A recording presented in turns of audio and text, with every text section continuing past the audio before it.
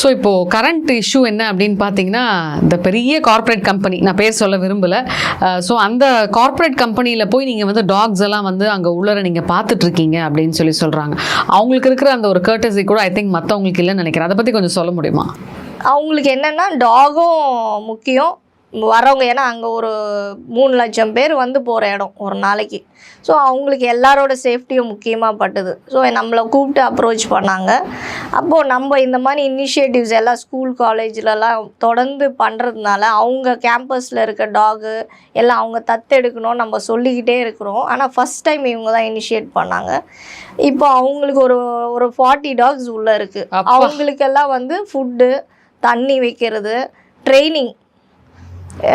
ட்ரைனிங்னா ஒன்றும் கிடையாதுங்க. பாசத்தை காட்டுறோம், அவ்வளோதான். ட்ரைனிங்கிறது அவ்வளோதான். இப்போது நல்லா ஃப்ரெண்ட்லியாக இருக்காங்க, யாருக்கிட்டேயும் எந்த பிரச்சனையும் இல்லை, பைட்டும் இல்லை, அந்த மாதிரி இருக்குது. நம்ம மெயின்டைன் பண்ணிகிட்ருக்கோம் உள்ளே. அவங்கள ஒரு 5 பேர் இருக்காங்க உள்ளே, மெயின்டைன் பண்ணுறதுக்கு அவங்க பார்த்துக்கிறாங்க.